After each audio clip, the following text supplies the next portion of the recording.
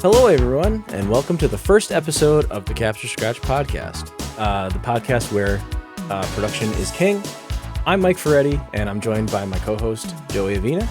And Joey and I are both videographers, filmmakers, and video editors by trade.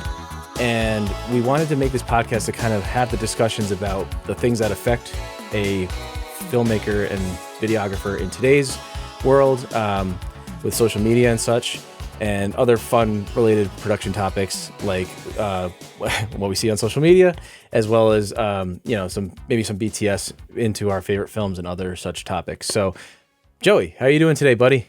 I'm doing pretty well. I'm very aware of my appearance for the first time in a while, but thank you. How are you doing? I'm doing great. And the appearance thing, I was like, I don't like how this shirt, it like kind of sags down, but it's my They Live shirt, and They Live is like one of my favorite movies. So, oh, that's a good one. I like that a lot. Yeah. So getting into things, cinema cameras, and Joey, in your opinion, do you think it's necessary in order to create like what everybody would like to call films and such? Is it like necessary to invest in like a cinema camera, like a proper cinema camera? What are your thoughts on that? First, Mike, let me say this. I freaking love your shirt, and I really need to invest in more movie-related shirts as well. The thing is, I don't like the iconography directly on there. I'm more of oddly enough, I'm wearing a Pizza Planet t-shirt right now, but I'm more of I need it to be like a symbol or something that is more of a deep cut that people wouldn't realize what it is. I can't have it say directly the title of the movie, you know? Gotcha. I need it to be more like, someone comes to you like, no way, one of those moments, Right. And you have that film bro moment. But regarding your cinema camera question, you know me in gear.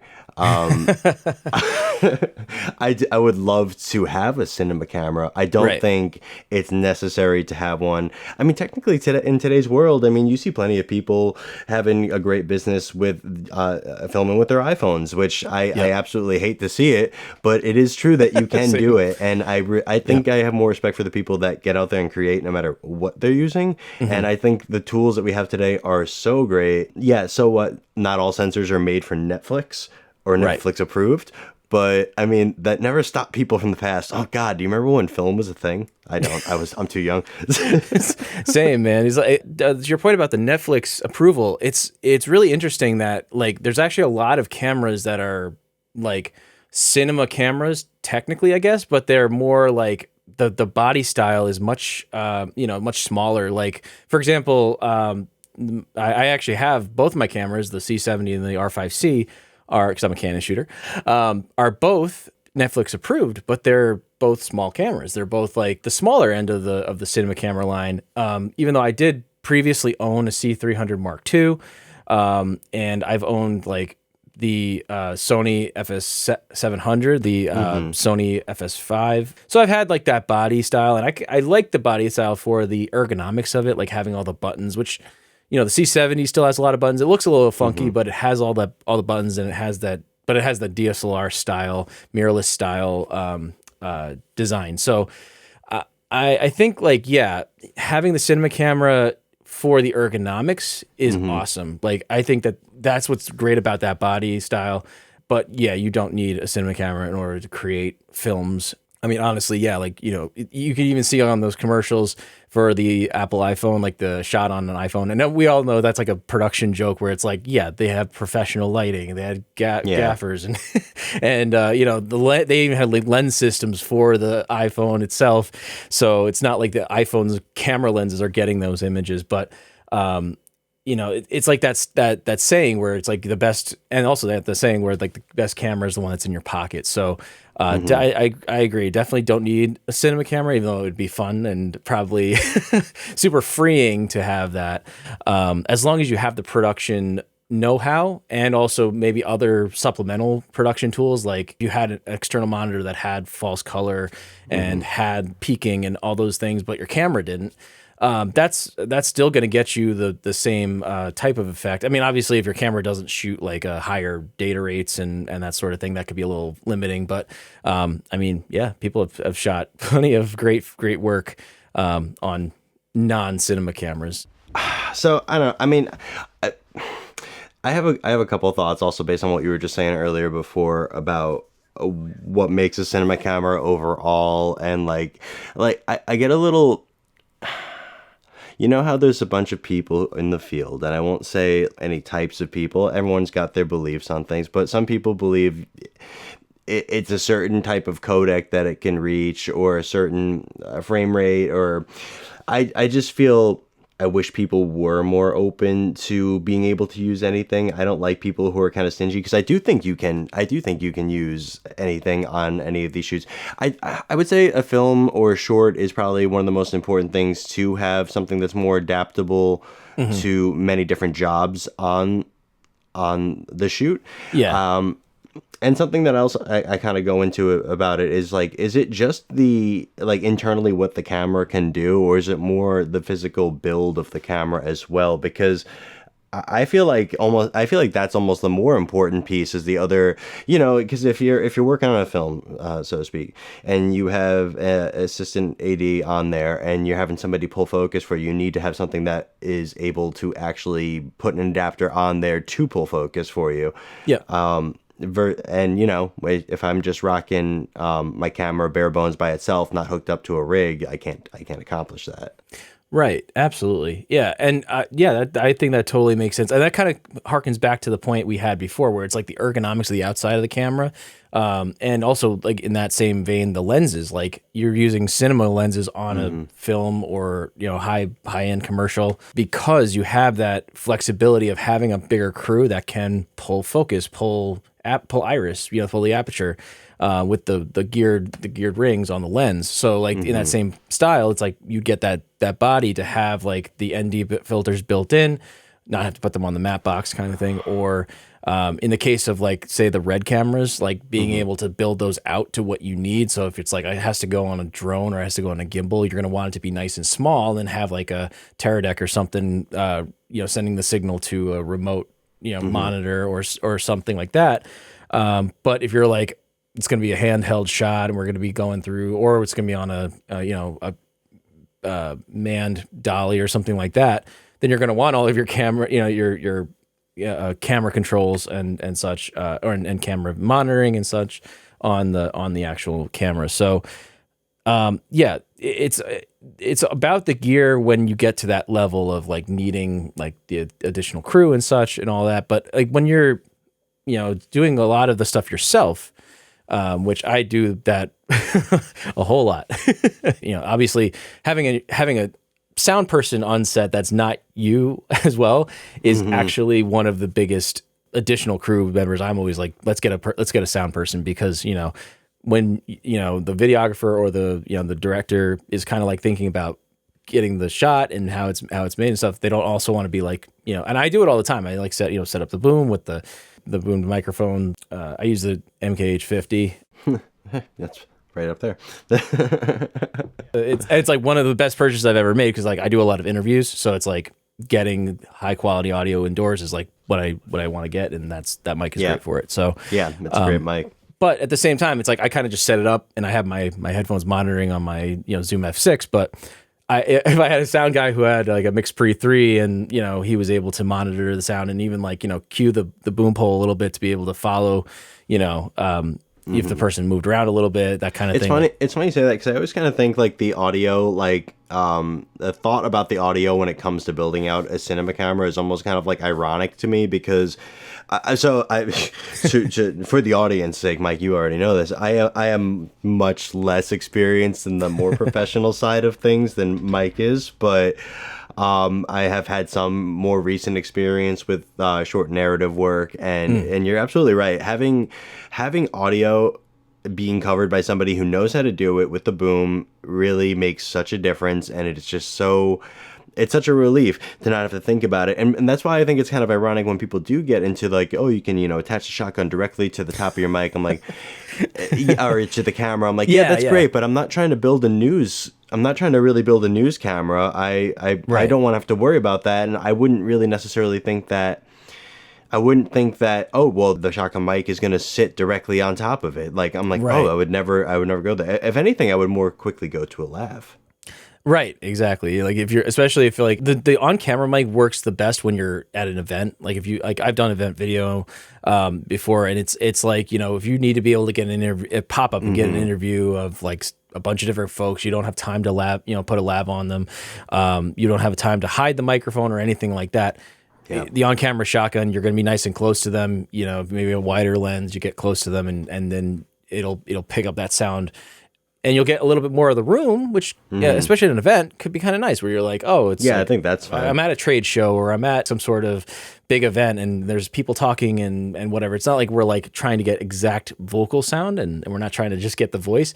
Which when you go into, you know, say like a company's, you know, main headquarters, and you want to get the CEO talking about what they do and how passionate they are about their craft. You don't want them to sound like they're, as they hear the AC unit go off and all this other stuff. So that's when it's like the professional sound person needs to be there, you know? Yeah. I work full time for a school doing photo and video, and I find my job very challenging sometimes, but I love the way that it's challenging is I'm pretty much the only guy, and plenty of people from my work or my office are happy to help me whenever they can. The problem is everyone's very busy with all of their work, so they're not always available. So figuring out, it's a blessing and a curse. I really get the opportunity to do a little bit of everything and have to figure out everything, but I don't really get the flexibility of having a crew all the time. Sometimes for some of the higher level stuff, we'll bring in some help.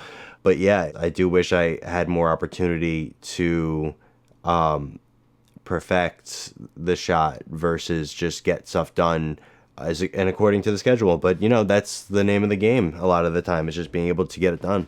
Yeah. Oh, absolutely. I mean, I'm really glad you said that, because I wanted to quickly transition into another topic that I was thinking about before we started recording, which is perfection versus production. And have we gone on too long with cinema cameras with our first topic? No, but I liked, that was a great segue in like to this other topic, where a planned topic, which it was like kind of nice. We got a natural segue there. But whenever I complete something for any client, no matter how bigger budget, smaller budget, whatever, I always get a sense of pride that like I did that and I helped create that. And again, it's like, especially if it's team effort, it's like, it wasn't just me, but like, I saw it through to the end, especially, or I mean, if it is a smaller production where it's like just me as the videographer and the editor or something like that, like then it's like, I literally brought that to fruition, and that gives me a huge sense of pride. Yeah. So that's the perfection aspect. But then the production, it's like, sometimes, I mean, not even sometimes, all the time, clients are working on deadlines and they need to be able to be updated on statuses. So like, it's like choosing, especially even like during cuts, like, so say you're sending out a rough cut, how much do you do, or how much do you get done before someone else puts eyes on it? I know I've done it. I've done some in the past, but I know, Joey, you do weddings a lot too. Like, that there's not too much of a revision process. It's more just kind of like getting the edit done and sent to the couple. Yeah. What's the balance there for you, at least, in your production journey of getting that balance of perfection versus production? I didn't think we were gonna go there. That's a whole topic in itself. Let's see. I don't. When it comes to, I think it's two different things right there, because I think then there's a revision process in working with your client, in which how many back and forths you're gonna do, like, and what is right. Where do you draw the line in terms of like where you're hitting your creativity that you signed on for the project and that you were like wanted to be a part of it in the first place for. And also is like appropriate of like your time and the deal that you both struck together, but then I think it's also the question of like your own.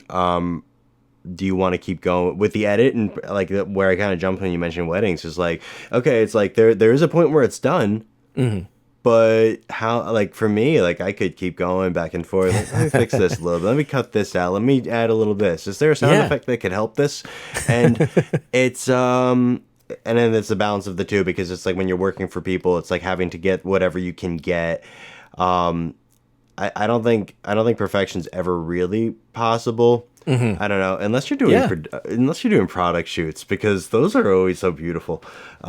Yeah. Oh, yeah. That's exactly right. Yeah. If you have like the time and the money and the help and all that to create the perfect shot, like in a studio setting, like that's where you get close to perfection. But still, there's always like some back and forth. I've done product video before, and it's like you think you get this great shot, and you spend the time and money, and sometimes it's overages and stuff, and getting the perfect shot, whatever. Then the client comes back and says, I didn't like the way that this X, Y, and Z looked, right? And then it's like you have to go back and whatever. So, I mean, that was a great answer, Joe. I think that really hit the nail on the head. Is that like I equate it to have you ever seen the movie Synecdoche, New York? It's by Charlie Kaufman. It's I haven't, and I'm embarrassed because I do a talk show on all these movies I've seen. So it's anything that you ask me that if I missed, I feel bad about. No. I mean, it's I wouldn't say it's like an obscure movie, but it's definitely like more of like one of those movies that's like you got to kind of seek it out to watch it. Yeah. I mean, I loved it. I've only seen it like once or twice, which is like that's actually criminal. That like it's like if you've seen it once, you got to watch it again for all the clues and stuff. But the long and short of it is that it's basically a movie about perfection and like ever reaching it, and like the whole thing is like, where do we get to perfection? And I liked your point where it's like you don't really hit perfection. It's more about making a product that, and obviously you want to get as close as you can to that perfection point, but it's also to satisfy what is the goal of the piece. What is it trying to say? And it's like, if it says it, do we need to like make sure that this frame is definitely get into the weeds of it too. Yeah. I get into that with my team a lot, and bless their souls, like it's always making the product better. But yes, it's like sometimes like, no, it's done. It says exactly the message. You kind of need somebody like that too. Like for example, my wife is great at that. If I show it to her and she's like, it looks great, and she's not just saying that because she's my wife and she's trying to make me feel good or whatever. She's saying it because it's like it made me feel this way. It made me look. And I watch her watching it and I see the reaction. And I'm like, okay, good. I use her as the surrogate for the normal audience member, right? So making someone cry always is a good test. Yeah, you need that barometer, to keep yourself grounded. Because especially if you're watching the edit over and over and over and over again, And also you could think it's like, oh, this is great, right? And then like you have, and hopefully it's not your client that's like, wait, what? Yeah, this is not what I wanted, whatever. Which actually, that brings me back to scope. Yeah, I think scope is important, and being very, very forthcoming with your client. And I know sometimes there's like jobs that are like this falls right in your lap, and you got to get things moving, and quick contract, and then we're off to the races right within like a couple days, but. You got to be able to say like it's only going to be 4 revs or 3 revs or 2 revs, like based on their budget, right? Like you got to be able to like think about that, and like how much is your time worth? And that's if you're working with a client that's a little more like they know what they want, like they're in marketing, or they're like and that sort of thing. I worked with a bride who was a music producer who requested a change, and I was like, I'm like, you're one of the most trustworthy people. Please take a look. Whatever you want, I am happy to adjust it to. Because it's like, you know exactly what you want. It's. I feel like right. It would be hard for me to kind of get to that fine tuning that she would have been looking for. But and that's actually a good thing to note too. Is that a lot of times, especially with this production versus perfection thought, is trusting your client too to know what they want. Right. And sometimes it's like they're not going to explicitly, sometimes they say they don't know what they want. But like if you work with them, and again, communication's key, you talk through it and really get like to be like drill down, like what do you want this to say? Even if you need to like have like a session with them where you kind of like just tool it out and say like, answer these questions for me so that I know the scope. And then you can say, this is how much it will cost for us to do this scope. And they could either say scope is one of my favorite words. Yeah. I use scope often. Right. I dream scope. Sometimes I wake up and I say scope. No, but seriously, it is really important because you have to, and we've all had those horror stories, and I'll never badmouth anyone I've worked with. I'm very thankful to have been able to work with all the people I have been able to work with, but some people are more difficult than others in discovering that, and I think the more you dive into a project that you do not have defined terms on what you guys are trying to make, the more problems you're going to find down the road with editing that Right. piece. Oh my gosh. And Yeah. it's a hard lesson to learn. I had a you've seen my cousin Vinny, right? Oh yeah. It's Yes. like, it was a good lesson for me. It was like, it's like, see, I learned the hard way. This is the second time I bailed you out of jail. I love that's like the you like, and I learned something. Yeah. I learned something today. So good. So good. But it's yeah. a really good way to learn, and it's Absolutely. very important to set those boundaries. And it's funny. Like it's funny when you first mentioned the topic too, because I didn't really think about it in terms of that. But it is more of a it's an external and internal thing, because for me, like the I never find any of my stuff perfect. I think it's a very rare thing that I've been actually truly happy with anything I've ever Yeah. made. I think everything's been like, it's good enough. It's somewhat what was in my head, and it exists in the world now. That's great. But That's like the artist burden or something like that, is like, the self-critical aspect where, and it really does take showing it to somebody, anybody really, that will have a second set of eyes and be like, that's really good. That's great. Or Yeah. here's where this can be improved. Especially also, like, I really like telling the stories of, the folks, when I do like corporate video, is like really getting to like the story behind, their passion. Why are they doing the thing that they do? Like, I love talking to the founders of companies, or like, it's just so interesting to hear, like, where did this start? How did this start? There's these really interesting stories and that are just waiting to be told, Yeah. So I love, that's what I love about like that kind of video. So And it's better when you dig deeper like that, because you can Right. find those stories. And I find, like, if you're not digging that deep, you always kind of get that superficial, just kind of whatever. Like, it's just an overview of the business, and that's fine. And I've made plenty of them myself, if you check my Instagram. But I definitely do enjoy the ones that are more interview based, more like, especially with businesses. And Yeah. I've been lucky to do some testimonial work with some local businesses, and it's Yeah. one of the best ones, because they do get kind of emotional randomly, and it could be about a very mundane topic that you didn't think would go that route. But Right. it is interesting to hear the more human side to things. Yeah. Oh, absolutely. 100%. And like, that's another reason why, like, I had, I wanted to talk about this a little bit too. Like, what really defines like filmmaking? Is it like having a huge crew and going and making like a narrative film, or like, a documentary is like an official documentary that's going to be on like National Geographic or something? Or is it like you're telling a story, right? At the end of the day, filmmaking is telling a story. And I think that that's also the most rewarding thing, is like, a lot of times there's like the big debate, videographers are like, quote unquote, calling themselves filmmakers. But like, if you're producing video or, films Yeah. that are like a company overview, telling this, the grassroots of the story, it's like its own mini encapsulated documentary, even if it's a 3-minute, like the homepage videos. I love those. Those are my favorite stuff to work on, because when those someone are goes great. to a website and the first thing they see is, the founder, owner, whoever talking about, this is why I do this. This is me. You're helping this person, show themselves to the world. And that's why, like, getting as close to perfection with like the audio and the video and getting great B-roll and getting very interesting video for folks that, are just, they're really out there doing their own thing. And so again, back to the question, like, what defines the filmmaking? I think that as long as you're telling a great story, I think that you're making a film. Like, I don't know. I just don't know, man. I'm just a man. I feel like, okay, I think it's a really hard topic, and I feel like it's the same question that, it's so funny, and I don't think we didn't mention this, but we went to school together, we went to Quinnipiac together, Yep. and we're in the same filmmaking program.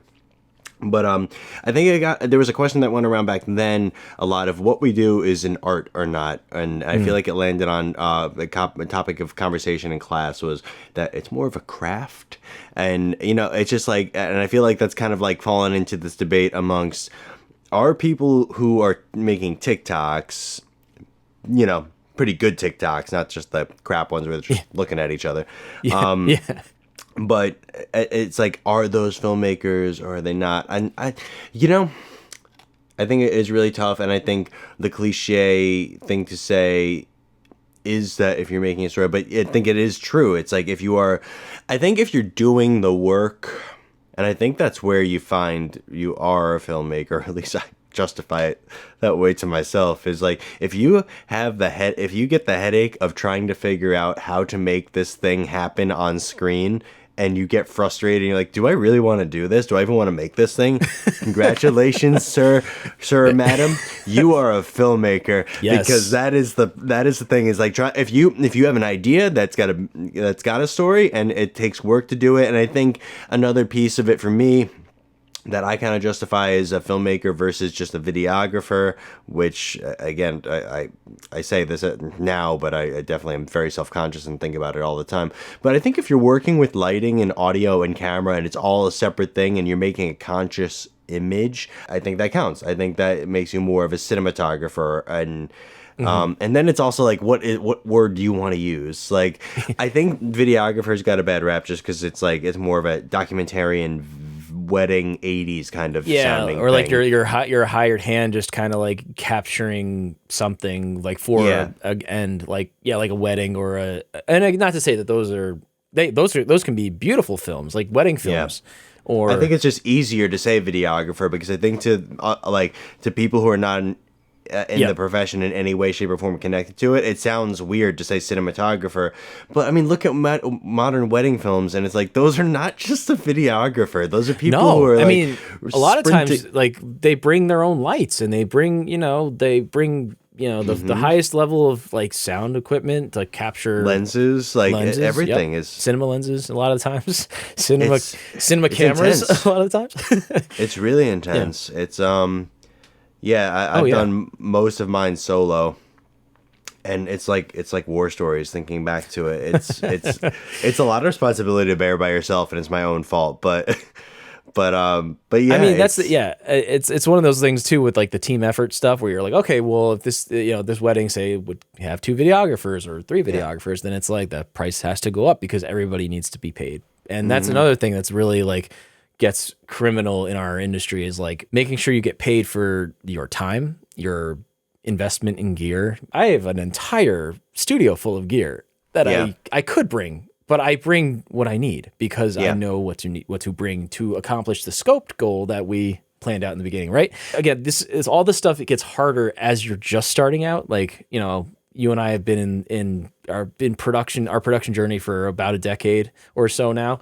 And it's like, I didn't start really like nailing down like my pricing and like all that stuff till a couple of years ago. So it's a journey, And it's always changing too. It's a journey, is a perfect word for it, because I also got to give kudos to you, because I think you helped me kind of formalize my process in that a bit, because it's a lot to consider, and it's not just the day that the amount of hours that you're putting in, it's the equipment that you're bringing, it's the editing time, it's what do they want with the edit, what kind of work are you doing to that thing, and it's just, it can be monstrous. And for me, like, I think the most frustrating thing for me is when people demand to know what pricing would be, and they want it to be exact, and I'm like, I have to kind of you got to give me a moment, because I got to think about this project. I'm like, we have to have a meeting and talk first and see where this is going to go, and I guess it goes back to like, you don't want to rush anything, and I think that's kind of what goes back to filmmaking in 2024 is like, it's like, it's such a paradox, because it's like people want to say that people are not videographers or not cinematographers or whatever they want to call it. They're not legitimately in the business, but then you go to clients on the other side of it, and it's like, because of the ease of use of everything nowadays, people want things faster than ever, and they want it to look just as good, and it's a paradox.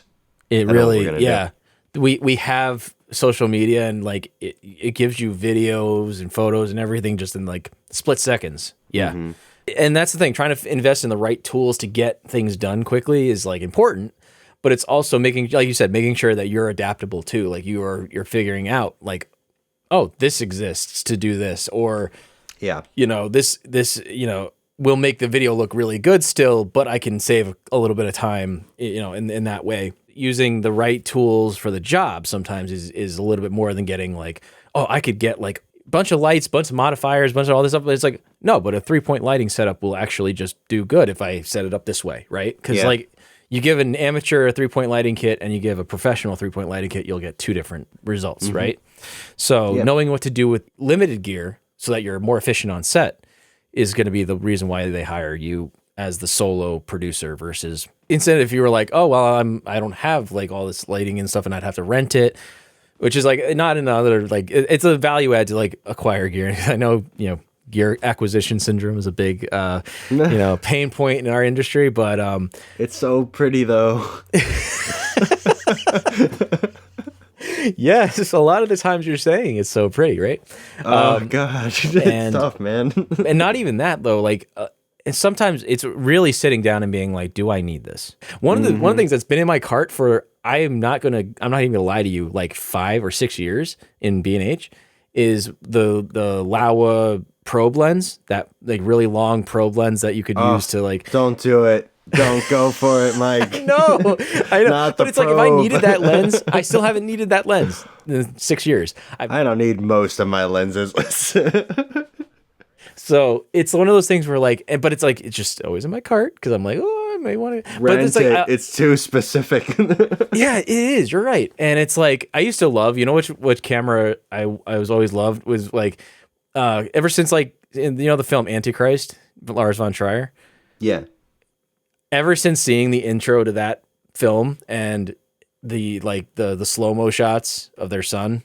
Yeah. That was shot on the Phantom camera, and ever since I've been like, wow, it would be so cool to shoot at like 1,000 frames a second or whatever. Yeah. But like, I would never shoot that much. A lot of times, there's times where it's like, oh, I'll you want slow mo, I'll shoot 120, but then it's like 60 will actually do a little bit better because it'll look a little more natural, but still be slower if you slowed it down from 60 to 24. So there's a lot of times where you're like, oh, you got to shoot it at this or you got to do this.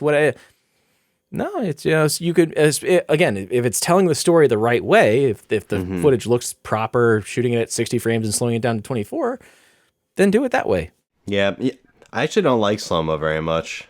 Yeah, right. I very rarely use slow-mo. I don't use it much either, and it's one of those things where like if you look on social media though, everybody's like, you gotta shoot slow-mo, you gotta shoot this, you gotta. Oh, yuck, gross. No, I totally disagree. And it's funny how passionate people get about that because I have this friend, and I won't say who it was, of course, but we almost got into out of nowhere, it was just a quick text back and forth, and we got into a pretty heated argument about 60 versus 24. And I was like, I don't know, man, I just like 24. And he's like, dude, you gotta do 60. And I love this guy, and he's extremely talented. And but yeah, I don't know. I think it's just a preference. And, it's funny. It's like, I think I convinced myself that I needed to try more 60. And a couple of the weddings I did afterwards, I shot 60. And I think I slowed down like 3 shots the entire thing. It's just not my thing. That's why I would much rather have like a button on, which I do on my C70 that I'll just hit if I need to switch to a slow-mo mode. Yeah. And get that one shot in slow-mo because like I know that that's going to be slowed down in post. Yeah. And again, I know at a wedding it's hard to do that, but an event video it's hard to do that. But like if it's a planned shoot and you're like you got a shot list, I want that shot to be 120. I want that shot to be 60, and the rest of it will be in 24p. Sports though, 60 absolutely. Yeah. For all our sports videographers out there, we love you. No, I shoot a little sports at my work and it is just it's also the smoothness that comes with the 60 that's more so my thing, and I guess also the punch in because my camera punches into an APS-C once you do 60 frames a second at 4K. Unfortunately, just why that one thing, it never goes away. But no, sports, you definitely want to slow that down. Yeah, exactly. Because especially anything with like fast movement like that, that's where the slow-mo comes in. But a lot of times, if you're shooting like a wedding, you want things to be dreamy. That's really the slow-mo stuff. But that happens, again, like you said, 3 shots in an entire wedding. But most of the time, it's like you're telling the story of how things actually happened at that wedding. So when people watch it back, they're like, that's how it happened at that wedding, right? I make my weddings dreamy with a Pro Mist, baby. There you go. Don't leave the house without it. Here's a contentious question. Which grade of Pro Mist do you use? I have the 1/8 1/8, of course. What else? Right, right. I mean, there's a lot of people that are like, "Oh, you got to smother it in it." I'm like, "No, no, don't do that. Please don't destroy your footage like that." You want to take a little edge off of the digital look of the sensor. You don't want to like completely. Yeah, and it's funny I don't know why they make more than 1/8. But, I know that'd be cool. I mean, I have a Black Pro Mist now, and they're case brand magnet filters. Oh my nice, God, changed my life. The best purchase in all of my videographer career that I've made. It is these filters. Case, not sponsored yet. but yeah, no, I like a very light mist. Not on everything, but I do use it a lot because I was using my lens today, my S5, without, because I had the filter over here, and I was like, oh my God, it's so much more digital. I do like how it takes the edge off just a bit. Right, and that's the thing, like, because it harkens back to something most people growing up have watched, some sort of like, we like to, everybody likes to say the old movies, right? Like the older, like film movies that are shot on film. There's still movies being shot on film because it has that look. A lot of movies are still shot on film. Yeah, right, exactly. Like that's the look that you want. So that's why they make the Black Pro Mist filter, because it has the the quality, the characteristic, or at least it helps you get there, right? Because bloomy, glowy lights for me, like we're talking like Stranger Things, Page Master, stuff like that, is one of my favorite things in life. And or like the little lights in Teenage Mutant Ninja Turtles 2 Secret of the Ooze in that lab. Yep. Those little blinky ones. Oh my God. That's movie magic, and it should look like that, and lights should look like that in real life, and it's a shame they don't, but movies should have more mist on them. Damn it. Exactly, yeah. Especially also, like, I like a lot of times what it does to like out of focus areas. It's the whole image that it softens up, but it keeps the subject, what's in focus, sharp still. Obviously you want that. Yeah. But it makes the rest of like the scene and everything like just nice and, filmic. Yeah. And that's another word that everybody hates, right? Is filmic. But it's sometimes how you describe things, right? Yeah, so sometimes I wonder, like, especially like more sunny day, like I'm looking at my footage, I'm like, oh, I wonder how that's gonna turn out. And then it is interesting because when you color correct it, the image, your subject does come back like very strongly every time, and it's, oh, I just love it. I could talk about. We should have a whole subject put aside for another podcast on the mist. Absolutely, yeah. Okay. This is the mist episode. And then we start talking about the 2008, 2009 movie. Yes. I always confuse that and The Fog. Oh, no, I know. Those two great mist-based movies. Yeah. But I thought one was a remake of the other for the longest time, and I didn't realize they were not connected at all. I'm like, oh. Is The Fog like an original work by John Carpenter, or is that like an adaptation? So. Okay. I didn't see The Fog. That's why it's confusing to me. It's like someone told me that it's not, though. Yeah, no, because The Mist is Stephen King, and it's from one of his early books or whatever. And that's the one where they changed the ending, right? Yes. Very, very dark ending. Oh my God. Oh. Yes. So okay. Your reaction is telling me everything I need to know. And yeah, we try not to spoil movies on this podcast, but yeah, that ending was like, I remember seeing that movie in theaters and walking out of that being like, I needed to like go lay down. Is he like, without spoil, is the character heaving? Because I feel like I remember that, and I feel like that's how I felt. It's like, yes, yeah. And he's just like on the ground, and he's like, oh my God, yeah. Yeah, Thomas Jane just like killed it in that role too. Like he did such a good job. So many standout roles in that movie. But I've had a hankering all day for a certain horror movie, and I was talking to you about it earlier, which was what inspired that topic we were chatting about through Insta. But oh yeah, yep. I really want to watch the first Nightmare on Elm Street. I only like a couple of Nightmare films, actually. The first one is like so above and beyond. I mean, I like them all because I'm a big horror freak in general. So I'll check them. I watched all of them, especially like all the 80s, 90s like slasher stuff. I was a big fan of. Yes. But the first one and Wes Craven's New Nightmare is just so good. I honestly need to give them all a rewatch. But I mean, yeah, no, the first one though is just so great. And I mean, they all have that like I don't know why I'm blanking on the term, but the was that franchise fatigue when they like start to like get a little like crazy or they jump the shark or whatever. I know that Jason, the Friday the 13th, definitely jumped the shark, especially by Yeah. Jason got to Manhattan or goes to Manhattan or whatever. Friday 13th jumped the shark when it copied Halloween and was a movie. Yeah. Yeah. Oh, yeah. Yeah. Yeah. You're right. Absolutely. No, I mean I like Friday the 13th just fine. I just think those movies are so much more camp. Oh, yeah. But yeah, I think and I love Freddy vs. Jason.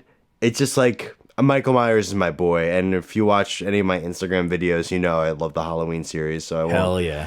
won't dive too much into that. But I could talk for The Halloween days about that score series alone is just so good. Like John Carpenter.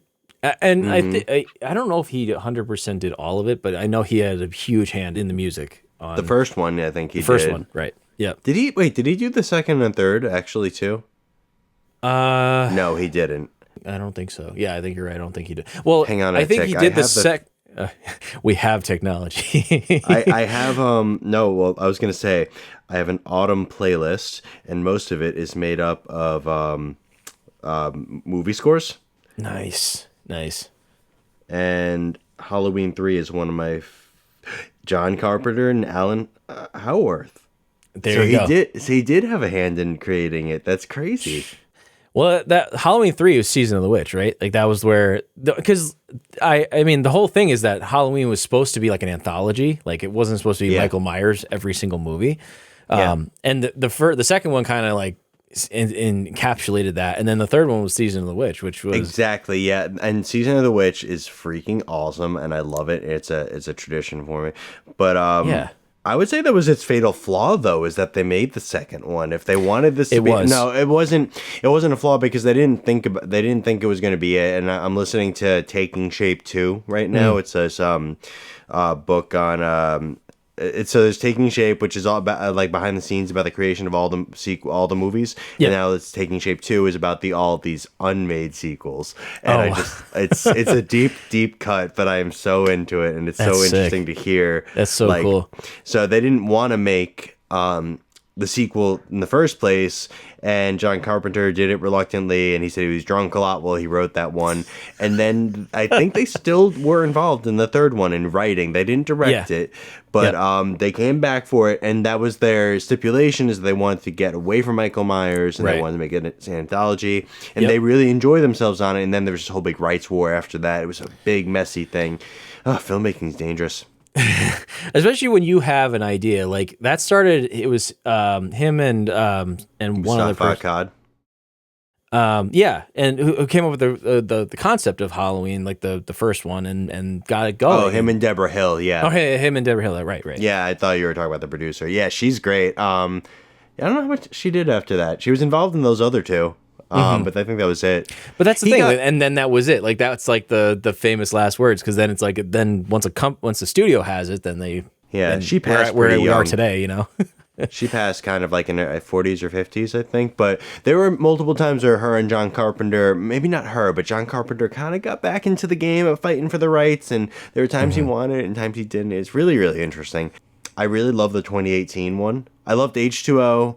Even though it's too Scream-like. And I think 2018 would have been a freaking masterpiece if they didn't make any sequels to it. Right. You know what, though? I love Halloween Kills. I don't care what anyone says. That was such a nice homage to the sequels that I was like, I'm here for it, this crazy bastard. But yeah. What'd you think of Rob Zombie's Halloween entries? I really thought the Halloween series, if you're a real fan, you are weaving in and out and have moments that you appreciate from every one of them, except for Halloween 6. Gross. No, even 6 has got some good things to it, but God, they do things that just hurt. And I think Resurrection is probably the safest thing to say about that. That's probably the worst one out of all of them. I don't hate Rob Zombie's movies. I think he got a little too trashy. That's part of his appeal, though. Like that's the whole, like even his music too, like White Zombie, like all that stuff is grungy and like dirty, and it was just too much cursing. It was a lot of cursing for me, and I don't need cursing to get a point across, especially the second one. But Danielle Harris coming back as Annie Brackett brilliant. Brad Dourif as Sheriff Brackett. Yes. Oh my God, Chucky coming in. Like, you got to give it to those two movies. There's some good parts to it. Absolutely. Abso-freaking-lutely. Yeah. And The Shape's mask being ripped in the second one. And him donning the hood. Weird, but I kind of was into it. it's cool. It's like doing its own thing with a known property. And I mean, if they played it super safe and just kept everything like, exactly, whatever. The tone was too off for me, though. And that's the thing. Like it's not going to be everybody's cup of tea, but I personally enjoy the Rob Zombie ones. But I think it's also I got the nostalgia too of like going to the theater. I saw the first Rob Zombie one in theaters, and like when I was a kid, when I was like, I've seen all of them in theaters. Anything that I could see in theaters, I saw in theaters. Absolutely. So it's like almost sometimes it's like that nostalgia glasses, and you're like, oh, I remember going to see that, whatever. But you know. And like some of them, like you have the nostalgia of like popping in the VHS too. Like if it was like before, back in like the 80s and stuff, before we were born and stuff. It's like that. The music in those got me though, because that is such a thing for me. I'm becoming such a score nerd.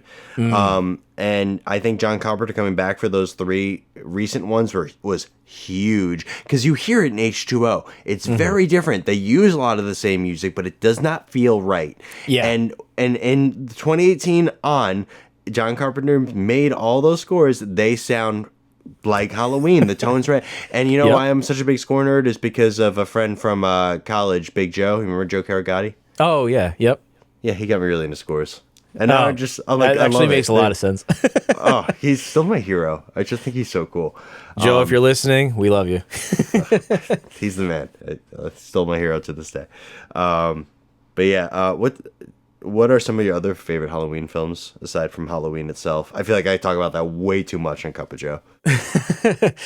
Yeah, no, I really like I think honestly like the first 3 just have like such a special place in my heart. And I know that sounds like kind of like but it's just like kind of like the where it started, the first storyline with the first 2, and then the third one it was like the departure, right? Like what it should have been, like the Halloween movies. Like just everything takes place on Halloween. Like that's cool.